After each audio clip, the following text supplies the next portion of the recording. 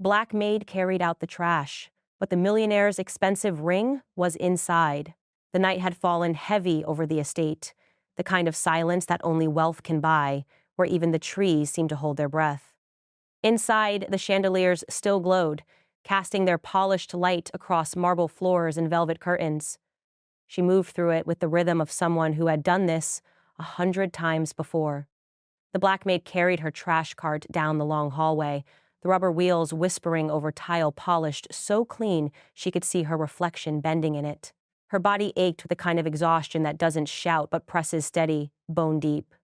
The day had been long, filled with quiet commands, clipped instructions, and the endless cycle of wiping away fingerprints from people who never thought twice about leaving them behind. She bent down and pulled the first bag from beneath a desk in the study. It was heavier than usual, tugging at her shoulder as she swung it up onto the cart. The plastic crinkled and stretched in protest. She frowned briefly but dismissed it. The wealthy were wasteful, tossing anything into these bags without thought. She had once found a half-empty bottle of champagne, still good, discarded as if it were nothing. Another time, a pair of leather gloves with a tag still dangling. Tonight would be no different. She moved on, collecting scraps from the dining room, the remains of a meal she had not cooked but still had to clean. Silver trays left streaked with sauces, napkins crumpled with half-finished words written idly by a distracted hand. Each bag she tied tightly, her fingers moving with mechanical precision, twisting and knotting until the sound of plastic snapping filled the air. She stacked them carefully, bag after bag, until the cart sagged under the weight. Yet one bag felt strange. She noticed it again when she shifted the load. The weight moved oddly, not like food scraps or broken glass. It was uneven, as if something solid slid across the bottom, fighting against the current of waste that surrounded it. She paused for half a breath, her brow furrowing. But the rules of this house were clear. She was paid to take out trash, not to question what was in it. She pushed forward, the air of the service hall cooler, smelling faintly of bleach and polish. The bags rustled behind her like whispers. She caught her own reflection in the tall mirrors along the hallway, a tired face, hair tied back, uniform pressed but worn thin. She looked like part of the house, unseen and unremarkable. No one looked at the maid unless something was wrong. And tonight, she told herself, nothing was wrong. When she reached the back door, she pushed it open with her shoulder. The night air rushed in, sharp and damp. She dragged the cart down the stone steps to the bins lined against the wall. The moonlight hit the plastic bags, making them shimmer faintly as she heaved them one by one into the bins. Each landed with a dull thud, the cart growing lighter, her shoulders loosening with relief. That odd bag went last. She lifted it with both hands. The plastic stretched tight as if the contents pressed hard against it. It clattered against the others when it fell in, a sound that didn't belong among the muted thumps of food and paper. For a moment she froze, tilting her head, listening. Then she shook it off, dusting her palms against her apron. Whatever it wasn't her problem. She closed the lid, the sound echoing into the stillness of the night, and turned back toward the mansion. The weight was gone from the cart, but an unease lingered in her chest. She brushed it aside, thinking only of rest, not realizing that inside that heavy black bag, buried beneath crumpled napkins and scraps of wasted food, something far more valuable glinted in the dark, a millionaire's ring, expensive enough to buy her entire street twice over, and it was already on its way to being lost. Inside the mansion, the glitter of wealth covered every surface, but behind it pulsed the heartbeat of a man obsessed with appearances. The millionaire stood in his private dressing room, mirrors gleaming, shelves lined with cufflinks and timepieces, every detail of his life arranged to impress. Tonight was no ordinary gathering. The gala meant reputation, power, the kind of stage where one misstep would be replayed for months among his peers. He reached for the velvet box that held his prize, the diamond-studded family ring, rare, ostentatious, his favorite symbol of untouchable success. But the box was empty. He blinked once, then again, certain he had misremembered. He pulled open drawers, shuffled through ties, unrolled a pair of socks where he sometimes hid things. Nothing. His movements grew sharper, his breath quicker. He tore through compartments, flipped cushions, slammed doors. The ring was gone. A ripple of panic broke through his polished exterior. His hands shook as he pressed them against the counter, trying to think. He barked orders into the hallway, his voice cutting through the quiet like a whip. The staff appeared instantly, their faces pale, their bodies tense. They knew that tone. They knew what it meant when his temper edged toward panic. He demanded the room be searched, every corner, every drawer. They scattered, rushing through the halls, overturning linens, peering beneath rugs.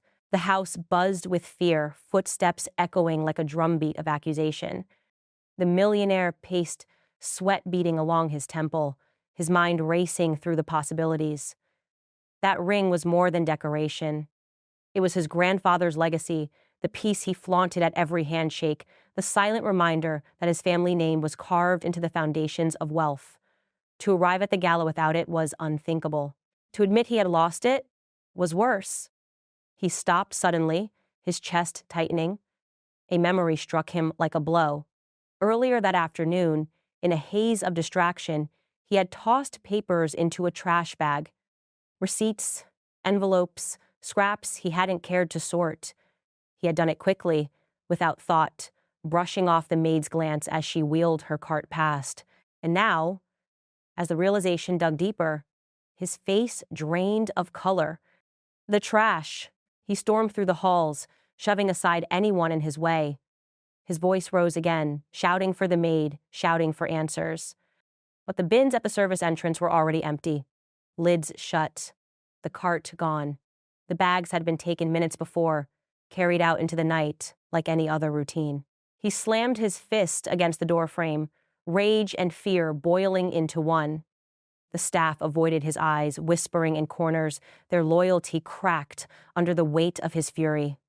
He spun toward them, his tone sharp enough to cut glass, demanding to know who had touched the bags, who had seen what went inside.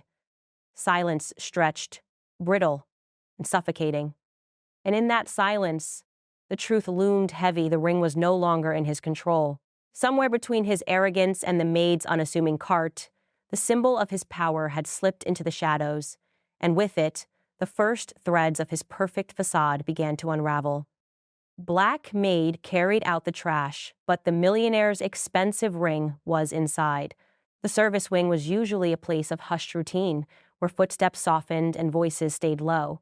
But that night, it became a storm. The millionaire crashed through the narrow corridor, his face crimson with fury, his polished shoes pounding against the tiles like war drums. He looked wildly out of place there, his tailored jacket brushing against walls meant for uniforms and aprons, yet no one dared stop him. His rage filled the space before his words did. "You!" he snapped, his finger thrust out like an accusation already carved in stone. The black maid froze where she stood, clutching her apron with one hand, the faint scent of bleach still clinging to her skin. Her eyes widened, not with guilt, but with the stunned disbelief of someone who had been pulled into a play without ever agreeing to act. "The bins are empty," he growled, his voice echoing through the corridor. "Minutes ago they were full, and now the ring is gone. Tell me where it is." The words landed like blows. The staff scattered along the edges of the hall, their whispers rising and falling like nervous birds. No one stepped forward to defend her. No one moved to intervene. They had seen this before: his suspicions, his fury, always needing a target. And tonight, she was it. The maid opened her mouth, her voice quiet but steady. "Sir, I never opened the bags. I tied them and carried them out, like always." He cut her off, his voice sharp. "Lies. You saw something, you took something. Don't you dare stand there and tell me otherwise." His eyes burned into her, searching for cracks in her composure, for the tremor of guilt he was certain had to be there. Her hands gripped her apron tighter, fingers digging into the fabric to stop them from shaking. She wanted to shout, to defend herself louder, but she knew how the weight of her voice would be twisted, so she held herself still, her chin lifting just slightly, her dignity her only shield. The silence stretched, brittle and suffocating. Every pair of eyes in that hallway watched the standoff. Some of the younger staff shifted nervously, looking from the maid to the millionaire, knowing that no explanation would matter. Others lowered their gaze, unwilling to risk being pulled into the fire. The air itself seemed to hum with the unbearable tension, heavy with the unspoken truth that power could accuse without proof, and that proof was rarely demanded from power. "I trusted you," he hissed, though everyone knew it wasn't trust but convenience that had ever kept her employed. His voice lowered, more dangerous than before. "If I find out you touched what was mine, there will be consequences you cannot imagine." Her lips pressed together. Her silence, no admission, but a refusal to give him more fuel. The words she wanted to say sat burning in her throat. She had worked here for years, invisible but constant, her labor woven into every polished surface of the estate. Yet, in this moment, all of that collapsed under a single assumption, a single accusation that reduced her to nothing but a suspect. He turned sharply, leaving as quickly as he had entered, his footsteps still echoing long after his figure disappeared into the grander parts of the house. The whispers rose again, some sympathetic, most fearful, all circling around her. She stood alone in the service wing, her chest tight, her hands trembling only once she was certain he could no longer see. The house was still buzzing with his anger, but in that silence around her, the truth loomed heavy. Something precious was gone, but it was more than the ring. It was the thin thread of dignity the house pretended to allow its servants, snapped in a single moment of suspicion. And she knew, even without speaking, that nothing in the mansion would be the same again. Black Maid carried out the trash, but the millionaire's expensive ring was inside. The mansion trembled with unspoken tension. Orders had been whispered, calls made in hushed voices, the kind that carried both urgency and shame. Somewhere in the great hall, the millionaire's words lingered sharp in the air, demanding police involvement, demanding punishment before proof. The staff shuffled nervously, avoiding the maid's eyes as if her presence burned. She stood silent, her apron clenched in her fists, the weight of accusation pressing on her chest like iron. Then a shout rang out from the service entrance. Breathless, one of the younger workers stumbled inside, his face flushed from running. "The truck," he gasped, his voice cracking. It stalled just down the street. For a moment, the air hung still. Then chaos broke. The millionaire surged forward, coat flaring behind him, the staff following in a flurry of anxious steps. They reached the bins together, dragged hurriedly from their resting place, black bags torn open under the glow of security lights. The smell was sharp, rotting food and ink-stained paper mingling in the night air. Hands clawed through scraps, ripping through envelopes and apple cores until a sharp gleam broke free of the filth. Gasps exploded into the night. There, tangled in shredded documents and clinging grease, was the ring.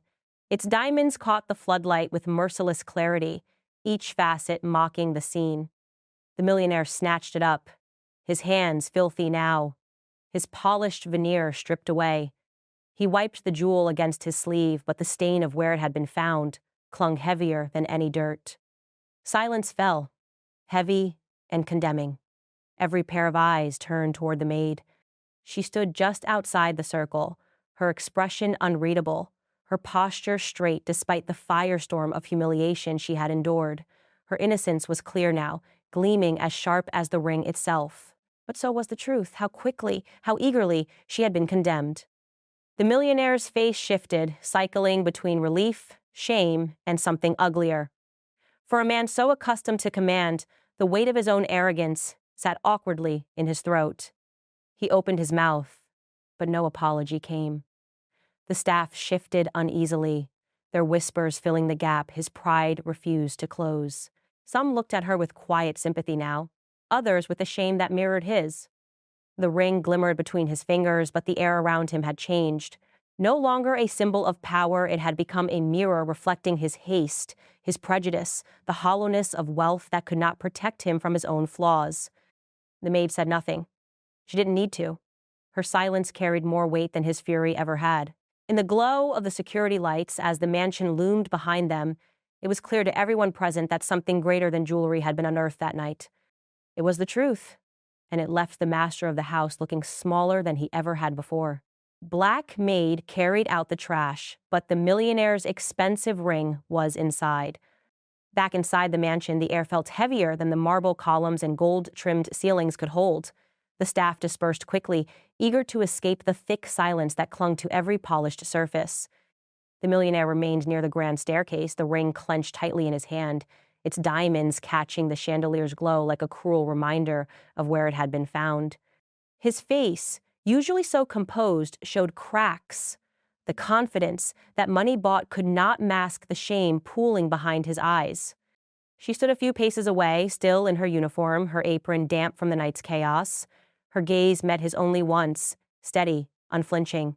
He opened his mouth to speak, but the words stumbled.